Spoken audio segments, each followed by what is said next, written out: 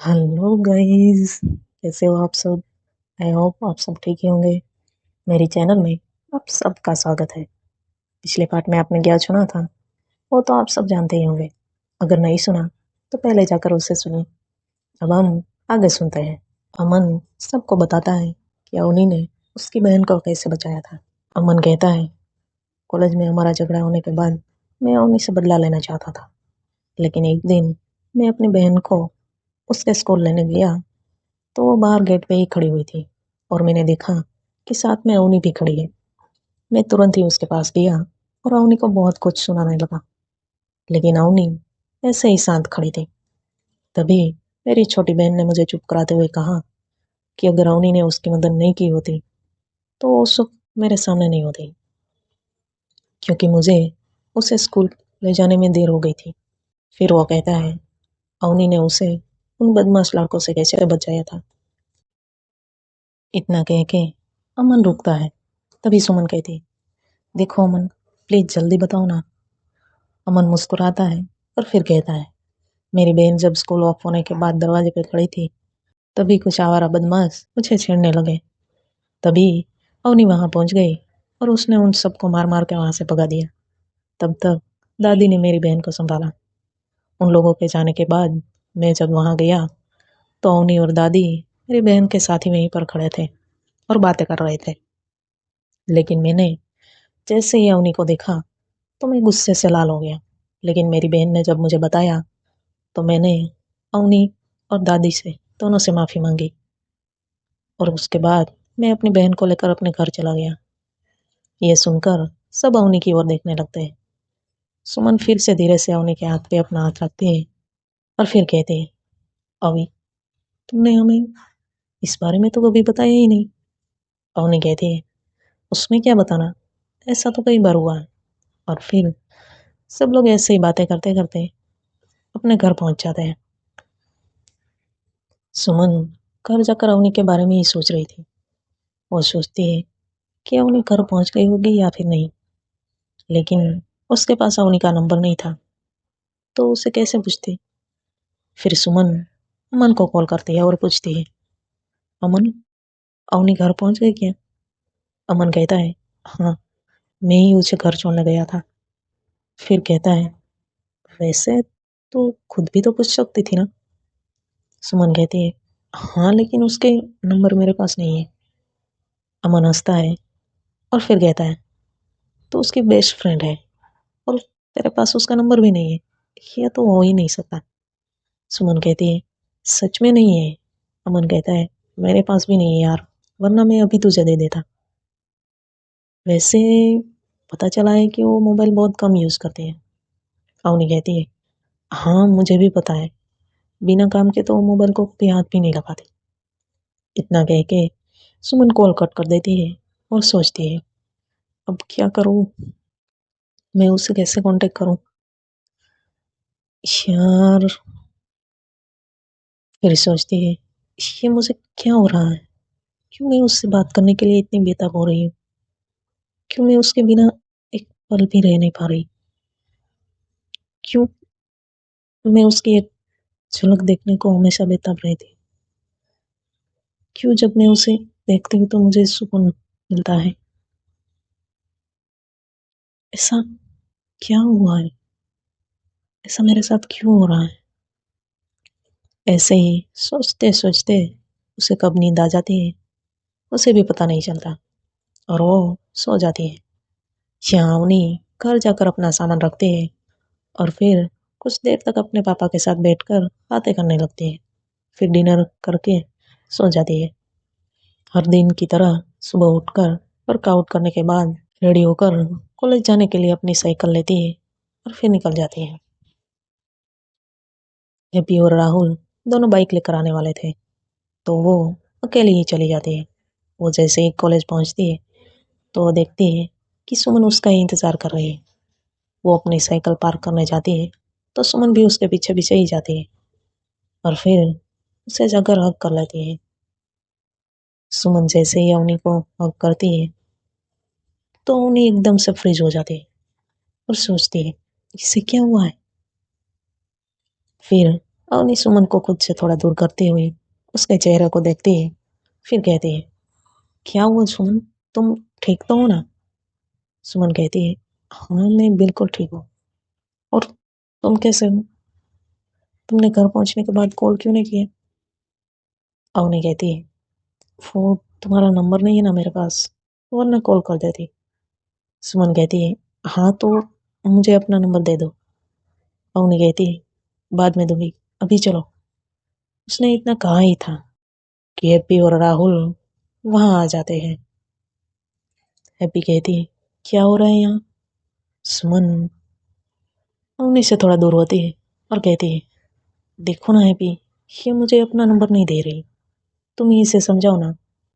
राहुल अवनी की ओर देखता है और कहता है, अभी अब तेरी कंप्लेन आने लगी है। अवनी मुस्कुराती है और कहती है, बाद में दूंगी, अभी चलो वरना हम लेट हो जाएंगे। फिर सब लोग क्लासरूम में आते हैं और अपनी अपनी सीट पे बैठ जाते हैं। प्रोफेसर अभी तक क्लास में नहीं आए थे, तो अवनी को मस्ती सूझती है और वो सुमन को धीरे से कहते हैं, वैसे मिस चिक्कू, हमें जो प्रोजेक्ट सबमिट करना है वो आप लेकर तो आइए ना। या फिर इतना कह के वो सुमन के चेहरे को देखने लगती है। सुमन कहती है, वो प्रोजेक्ट तो तुम्हारे पास था ना? अवनी कहती है, नहीं तो मेरे पास कैसे होगा, मैंने तो तुम्हारे बैग में ही रखा था, तुम्हें बताया तो था, लेकिन तुम्हारा ध्यान शायद कहीं और था। अध्या ये सब सुन लेती है और पीछे देख कर कहती है, सुमन तुम इतनी केयरलेस कैसे हो सकती हो? हमने कितनी मेहनत से वो प्रोजेक्ट कंप्लीट किया था और आज ही सबमिट करवाना है, वरना हम सबके मार्क्स कट जाएंगे। ये तूने क्या किया सुमन? बेबी उसे कहती है, मुझे पता था तुम दोनों के चक्कर में ना एक दिन हम सब फंस जाएंगे, और देखो आज फंस ही गए। यहाँ राहुल उन सबको ऐसे लड़ते देख एक नजर अवनी की ओर देखता है, फिर मुस्कुराने लगता है। अवनी भी इन सबको परेशान होते हुए देखकर मुस्कुरा रही थी। तभी अमन वहां आता है और सुमन को ऐसा परेशान देख उसे क्या हुआ है ये पूछता है। सुमन उसे बताती है कि वो प्रोजेक्ट शायद घर पे ही भूल गई है। तभी अमन अवनी की ओर देखता है तो अवनी को हंसी आ जाती है। अवनी और राहुल दोनों फंसने लगते हैं। अवनी तो अपना पेट पकड़ के हंस रही थी। उसे ऐसा हंसता देख सुमन, आद्या, विधि, हैप्पी और अमन उसे ही देख रहे थे कि इन दोनों को क्या हुआ। अमन को तो पता था कि प्रोजेक्ट अवनी के पास ही है। अवनी को हंसते देख वो सब समझ जाता है कि उसने सुमन के साथ मजाक किया है और वो भी हंसने लगता है। अब सुमन गुस्से से अवनी को कहती है, एक तो प्रोजेक्ट का कुछ अता पता नहीं है और तुम्हें हंसी आ रही है। इतना कह के वो अवनी को मारने लगती है। अवनी उससे बचने के लिए वहां से उठने जाती है, लेकिन हैप्पी उसे पकड़ के रखती है। अवनी हंसते हुए ही सॉरी कहती है, लेकिन सुमन उससे नाराज हो जाती है और अवनी के पास से उठकर आगे की सीट पर बैठ जाती है। अवनी उसे बहुत मनाती है, लेकिन सुमन नहीं मानती। अब राहुल अवनी को धीरे से कहता है, अभी वो नाराज हो गई है, अब उसे मनाना पड़ेगा। अवनी राहुल को कहती है, हाँ यार। हैप्पी भी अवनी को गुस्से में घूरती है और वो भी सुमन के पास जाकर बैठ जाती है। अब अवनी अकेले ही वहीं पर रह जाती है। वो सुमन के पास बैठने जाती है तो सुमन उसे गुस्से से देखती है, तो वो वापस अपनी सीट पे आकर बैठ जाती है। उसे देखकर अमन मुस्कुराते हुए कहता है, अभी देख प्रोफेसर आ रहे हैं, उसे बाद में मना लेना। अवनी अपनी सीट पर जाकर बैठ जाती है। प्रोफेसर रूम में आते हैं तो सब शांत हो जाते हैं। अब प्रोफेसर सबको अपना अपना प्रोजेक्ट सबमिट करने को कहते हैं। एक के बाद एक सब लोग अपना प्रोजेक्ट सबमिट कर देते हैं। अवनी भी अपना प्रोजेक्ट सबमिट करती है।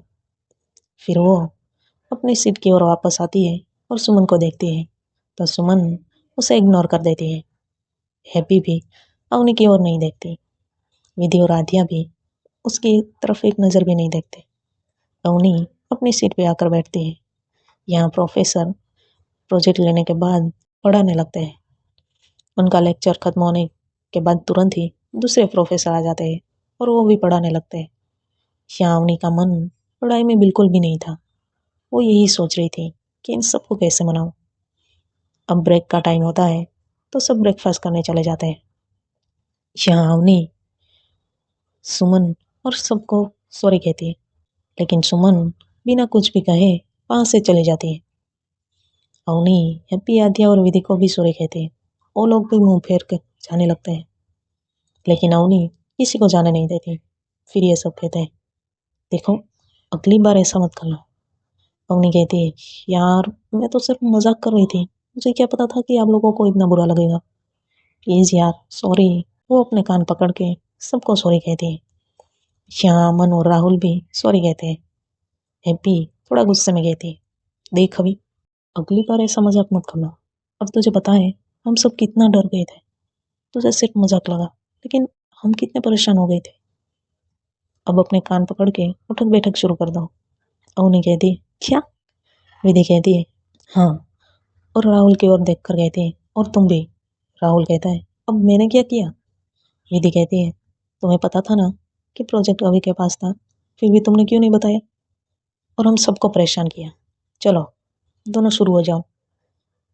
अवनी और राहुल दोनों उसके सामने उठक बैठक करने लगते हैं। अब अवनी रुकती है और कहती है, अब बस यार, प्लीज सॉरी ना। और सुमन कहाँ चली गई, उसे भी तो ढूंढो। अब सब सुमन को ढूंढने लगते हैं। सब लोग सभी जगह देख लेते हैं, लेकिन सुमन कहीं नहीं मिलती। यहाँ बवनी बहुत ही ज्यादा परेशान होने लगी थी। वो खुद को मन में ही कोसने लगी थी। देखते हैं आगे क्या होता है